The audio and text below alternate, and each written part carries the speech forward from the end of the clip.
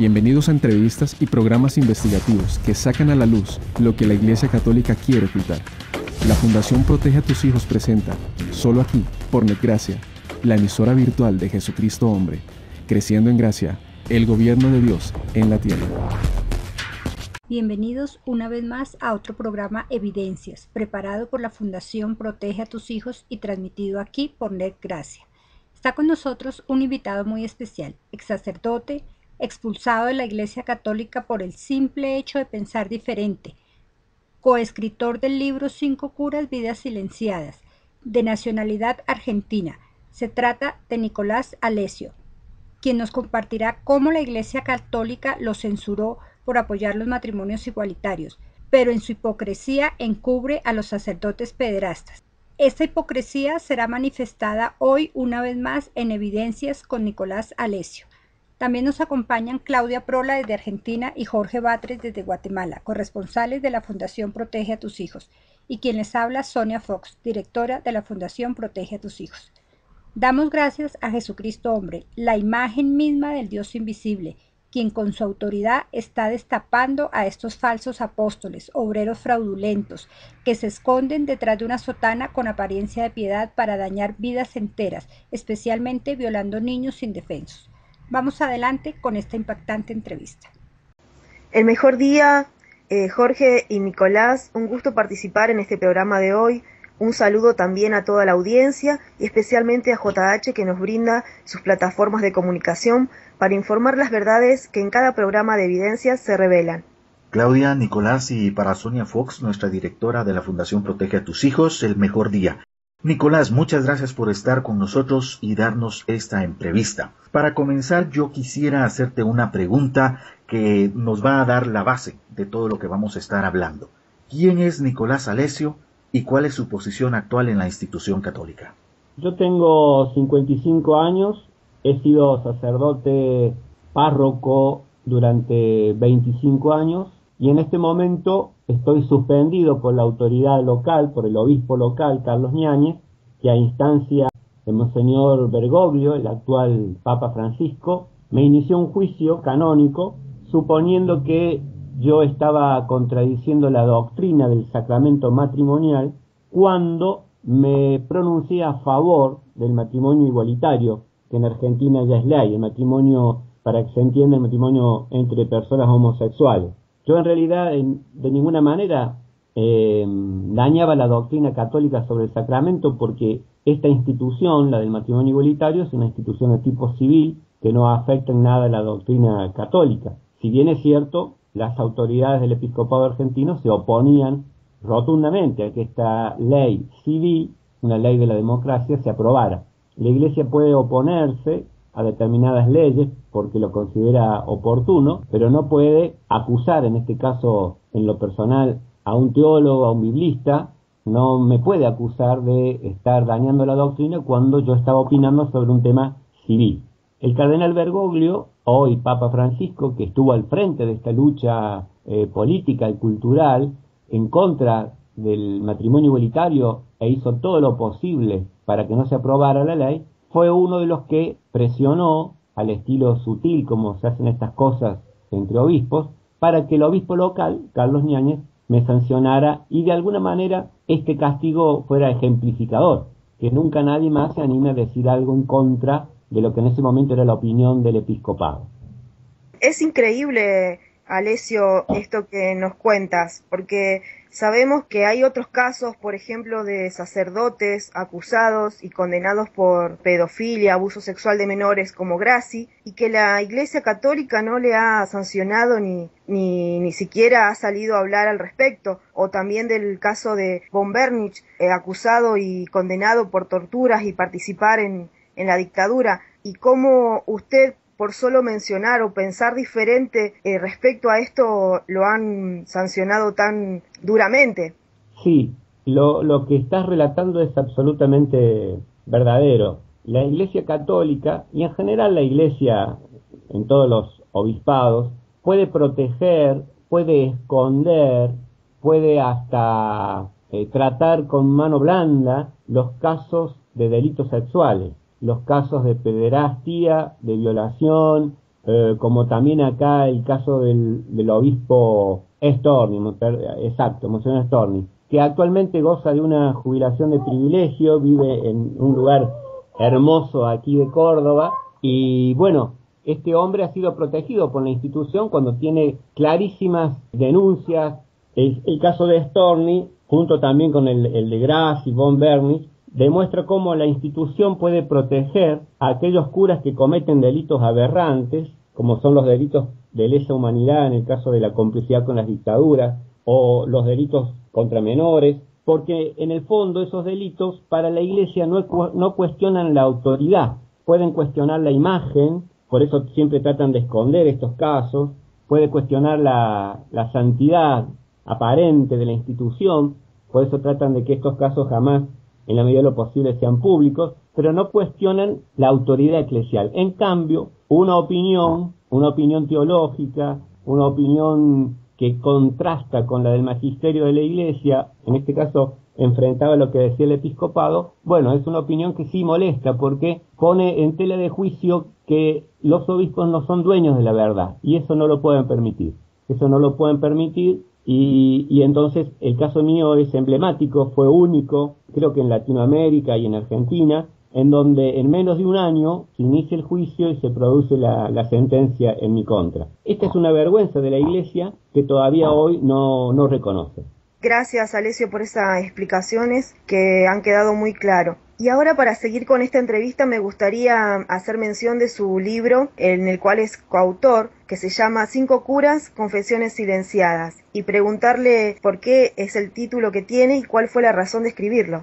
Confesiones silenciadas porque queremos decir, somos 5 autores, de ahí lo de 5 curas, queremos decir algunas verdades, queremos confesarlas de alguna manera, es decir, tratar de hacerlas públicas, algunas verdades que la Iglesia permanentemente quiere silenciar, permanentemente quiere ocultar.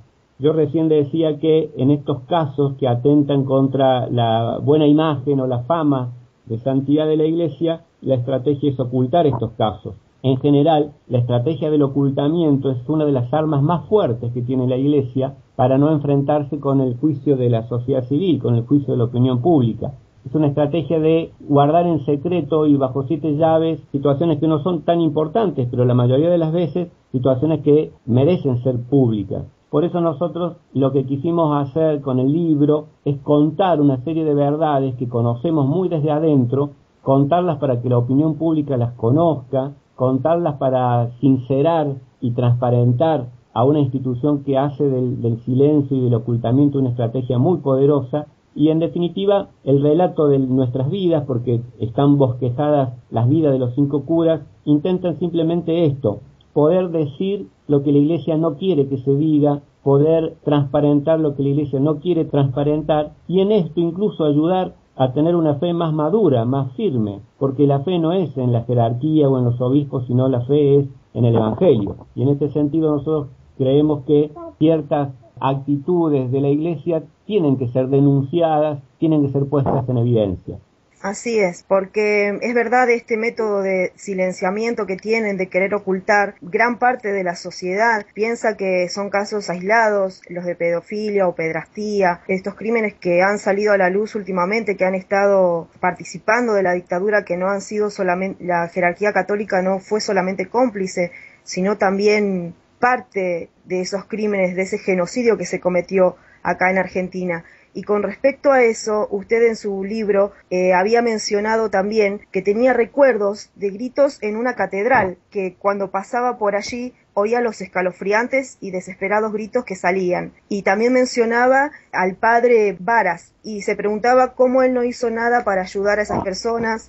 Y entonces quería preguntarle si eso sucedió durante la última dictadura acá en Argentina y en qué año aproximadamente, y si esa catedral fue usada como un centro clandestino de detención, y si esa situación era conocida por las autoridades máximas de la Iglesia en ese momento.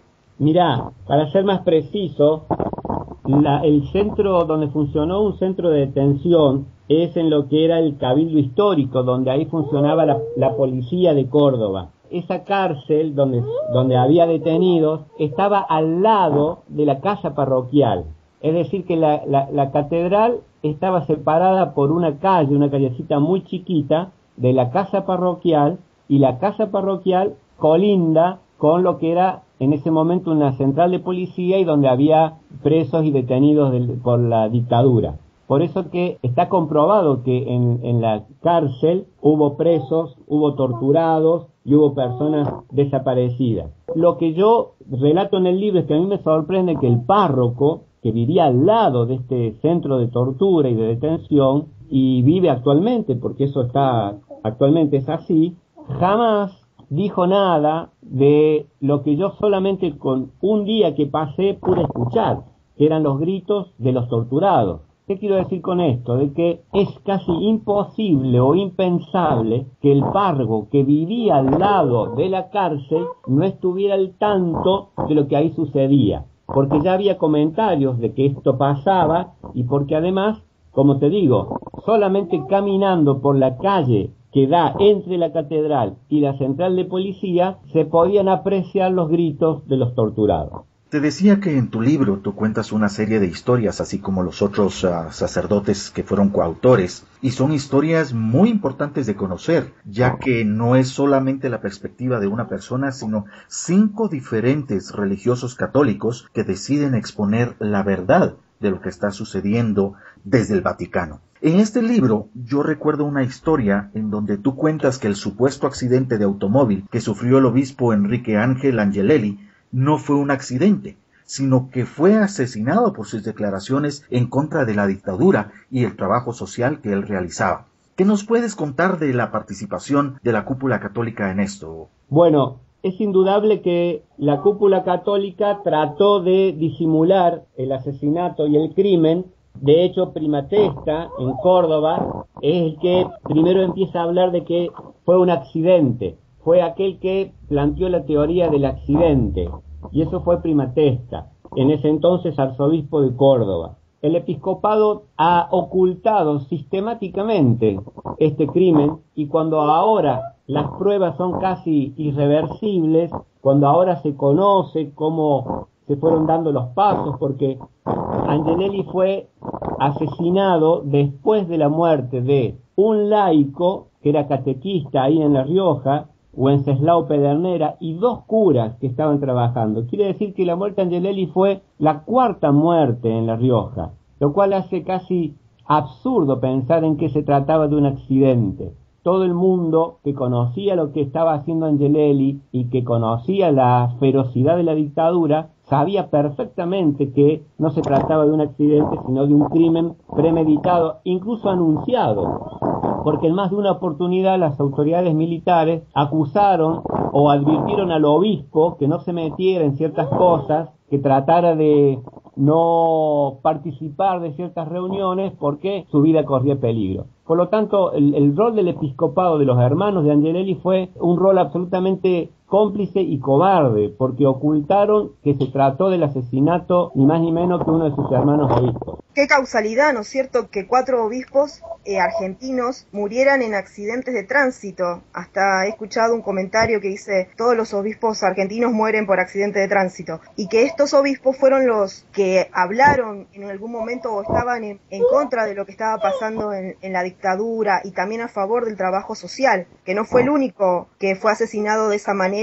Hay sospechas muy claras del obispo Ponce de León, que también muere en un accidente, y del obispo de Santiago del Estero, que estaba enfrentado al grande de Córdoba, Monseñor Sueldo. Hay, argumentos muy graves y razones fundadas como para pensar de que no fueron simples accidentes. Pero en estos 2 casos es como más difícil de probar. En el caso de Angelelli es clarísimo que se trató de un crimen, porque incluso su cuerpo es encontrado fuera de la ruta, arrastrado y con un golpe en la nuca, prácticamente un culatazo, ¿no es cierto? O sea, un golpe como que lo remata. Pero estos otros casos que vos mencionás, sí, también generan sospechas muy importantes sobre no se trataron de accidentes, sino de hechos premeditados. Para seguir con su libro, usted también mencionaba cuando comenzaba su relato que había muchos acontecimientos que no acontecían en este texto, que eran demasiados, pero que eran tanto o más significativos que lo que allí mencionó. Mi pregunta es, ¿qué nos podría contar sobre esos hechos que no fueron narrados allí y que considera importante a este tema que estamos tratando?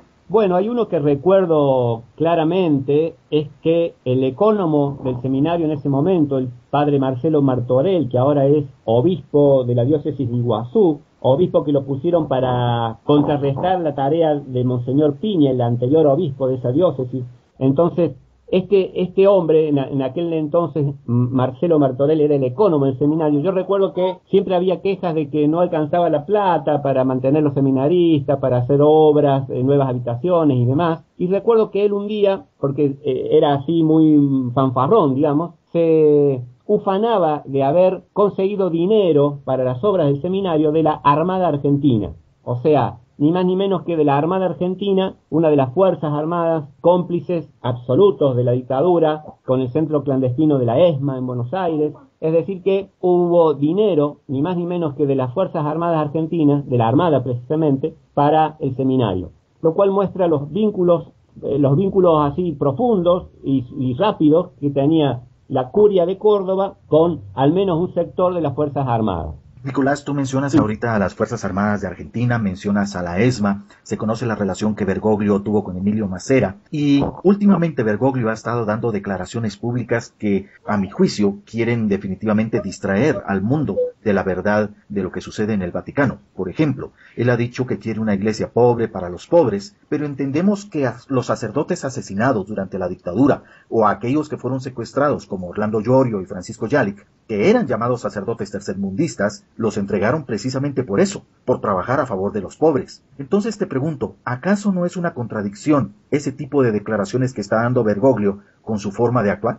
Yo creo que sí. Lo primero que habría que decir es que la frase de una iglesia pobre y para los pobres o de los pobres es una frase que no es de Bergoglio, es la frase de Juan 23 cuando llama al concilio. Y es una de las frases que quedó en el tintero porque el Concilio Vaticano II no pudo poner en marcha una conversión de esa envergadura. Y lo otro que hay que decir es que Bergoglio, más allá de las frases y de algunos gestos simpáticos que está, por lo menos son muy publicitados, él si realmente quiere demostrar que ha cambiado, si quiere demostrar que está arrepentido de haber sido responsable de la desaparición de Llorio y de Jalic, si quiere demostrar que su posición ahora es otra, tiene que hacer gestos no simpáticos, sino gestos que sean realmente contundentes, gestos que sean realmente importantes. Uno de estos gestos sería que él dejara de ser el jefe del Estado Vaticano y debería irse a vivir a una diócesis del tercer mundo y desde ahí en todo caso ofrecer un servicio a la Iglesia. Abran todos sus archivos secretos y que pongan a disposición de la justicia todo lo que ellos saben. Tendría que pedir a los capellanes clericales que estuvieron en todas las fuerzas de seguridad y las Fuerzas Armadas de Argentina, tendría que pedirles que se presenten espontáneamente ante la justicia para contar todo lo que saben, todo lo que vieron. Porque es indudable que los capellanes en aquellos momentos jugaron un rol importantísimo para legitimar a la dictadura. Lo que quiero decir entonces es que hasta ahora Bergoglio, como Papa Francisco, solo ha producido un cambio de imagen, pero ningún cambio en profundidad. Alessio, se sabe que la mal llamada Iglesia Católica utiliza el celibato para un fin económico, para que los bienes no se pasen o hereden a los hijos de los sacerdotes, si estos fueran casados, sino que permanezcan en manos del Vaticano. ¿Qué opinas sobre el celibato? El celibato es una disciplina eclesiástica que puede modificarse en cualquier momento, de hecho no siempre existió. Una de las razones que explica su aparición en la historia es lo que vos estabas señalando, la cuestión económica, que los bienes del sacerdote quedaran para el clero, quedaran para la iglesia, no para una descendencia, que quedara para la iglesia. Junto con esta razón económica también hay otro tipo de razones como la concepción sobre la mujer y sobre la sexualidad en general. El celibato se entiende desde una visión en donde la mujer, la sexualidad y el placer son disminuidos, son considerados como de menor calidad, son consideradas realidades inferiores. Entonces alguien que se tiene que dedicar a lo superior, a lo más excelso, a lo más grande, bueno, no puede perder tiempo en estas cosas tan mundanas, tan pequeñas, tan ligadas con la materia, con lo inferior. Y entonces el celibato también se explica desde esta perspectiva, una visión negativa del cuerpo, de la sexualidad, de la mujer. Y hoy, bueno, si en algún momento se podía explicar por el ambiente cultural, hoy por hoy el celibato es un absurdo, es una ley absolutamente anacrónica, no tiene ningún sentido, incluso casi diría que atenta contra el derecho humano básico al placer, a la sexualidad, al matrimonio, a la familia. En fin, me parece que hoy por hoy es uno de los caprichos vaticanos que bien haría Francisco si realmente quiere demostrar que es distinto en poner en cuestión, poner en debate, cosa que la Iglesia hasta hoy no lo quiere hacer, lo sostiene como un dogma cuando en realidad es solamente una norma disciplinar. Y es que, Nicolás, nosotros sabemos que el celibato ha llevado a cientos de sacerdotes a cometer abusos sexuales a menores o a jóvenes por la presión sexual que sufren, por esa prohibición que se les ha impuesto. Y Nicolás, tú mencionabas en tu libro que al tener prohibido el contacto con mujeres, pudiste ver que los seminaristas, por la necesidad sexual o de afecto que ellos tenían, los llevaba a tener amistades más que platónicas entre ellos, es decir, a relaciones homosexuales. ¿Nos puedes ampliar más este tema y por qué el Vaticano sigue insistiendo en mantener el celibato sacerdotal? En los institutos donde se vive de manera permanente, se vive de una manera cerrada, digamos, tipo los claustros, alejados de la familia, en donde solamente hay varones y en una etapa de juventud, en una etapa de la adolescencia, en una etapa donde se empieza a despertar el amor, la sexualidad, el cuerpo, en fin, es más que obvio y más que natural que se produzcan estas amistades particulares, estos enamoramientos entre varones, que no necesariamente quiere decir que son personas homosexuales, pero el clima, el ambiente y la ausencia de la mujer en un trato natural y normal, como tendría que ser en la edad de la adolescencia y de la juventud, bueno, produce esta especie de confusión, ¿no? Esta especie de confusión en la proyección, y esto en los seminarios es más que común. Son instituciones cerradas, claustros, donde todo el ambiente, todo el clima favorece este tipo de vínculos. Por otro lado, bueno, la Iglesia sigue sosteniendo el celibato, me parece a mí, yo dije antes recién, como una especie de capricho, porque no quieren reconocer que esta disciplina ha tenido como fundamento, entre lo que dijimos antes, la cuestión económica, una visión negativa de la mujer y del cuerpo, y pone en peligro la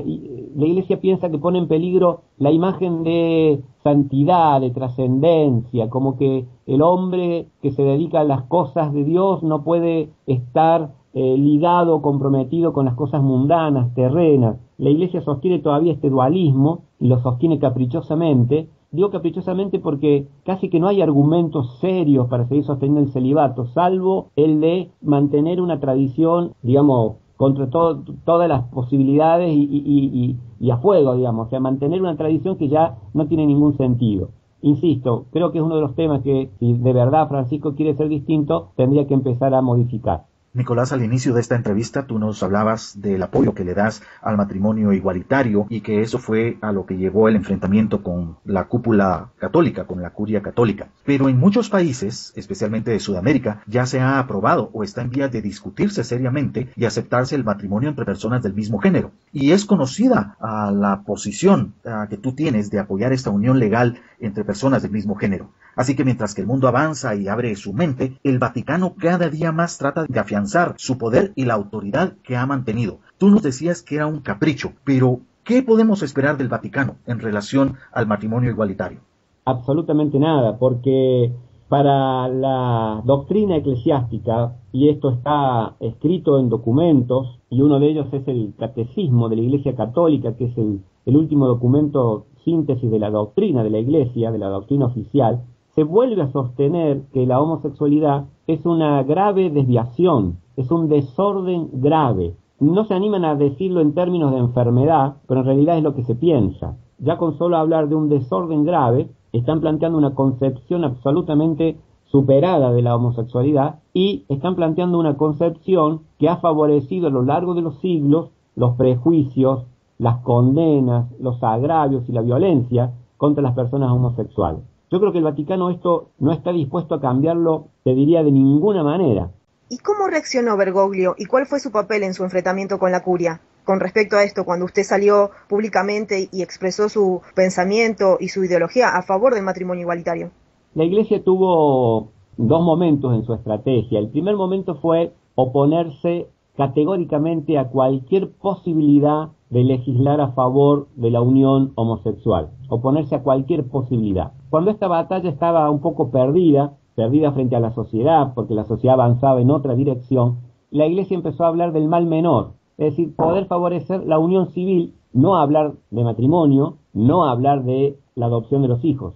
Bueno, la Iglesia decididamente sale a plantear una especie de guerra santa, que se venía la catástrofe moral de la Argentina porque se iban a permitir estos matrimonios, porque iban a adoptar hijos y esto era nocivo, negativo. Y el que encabezó esta batalla fue el cardenal Bergoglio, presidente de la Conferencia Episcopal Argentina, y tuvo expresiones gravísimas como la de pensar que aquellos que defendían el matrimonio igualitario estábamos influenciados por el padre de la mentira, es decir, por el demonio. Éramos como pequeños títeres del demonio en esta guerra que era contra Dios. Esto el cardenal, y lo escribió en una nota a un convento de monjas, a un grupo de religiosas, y cuando, esto se filtra o sale a la luz, claramente el enfrentamiento estaba en su punto máximo, y ahí es cuando yo también salgo a decir que Bergoglio había incentivado la violencia con estas declaraciones imprudentes y agresivas, porque hablar de guerra santa y de guerra contra Dios,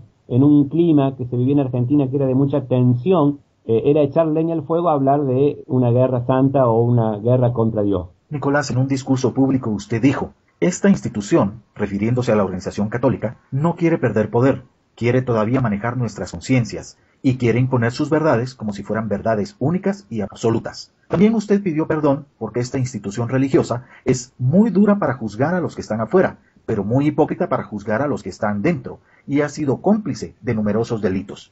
También, Nicolás, vuelves a pedir perdón por pertenecer a una institución que no termina de convertirse al Evangelio de Jesús, a un Jesús que jamás condenó la homosexualidad y jamás condenó el matrimonio homosexual. En este momento pues ya estamos por terminar esta entrevista y a mí me gustaría escuchar de parte de Claudia. ¿Tienes tú algún comentario final?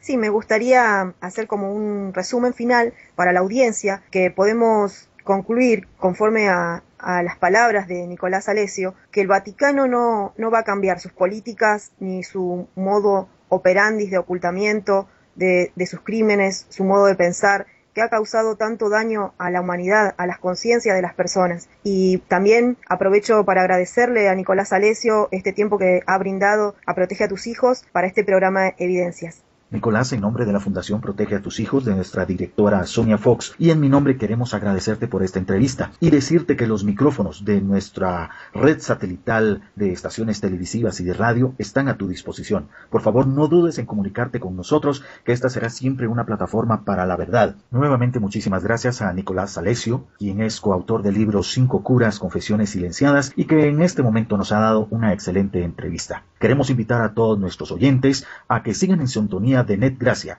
y el programa Evidencias. Damos un saludo a Jesucristo Hombre, el Dr. José Luis de Jesús Miranda, quien es nuestro Padre y Dios mismo aquí en la tierra. Muchísimas gracias y el mejor día. Gracias a usted. Bienvenidos a entrevistas y programas investigativos que sacan a la luz lo que la Iglesia Católica quiere ocultar. La Fundación Protege a tus hijos presenta, solo aquí, por Net Gracia, la emisora virtual de Jesucristo Hombre, creciendo en gracia, el gobierno de Dios en la tierra.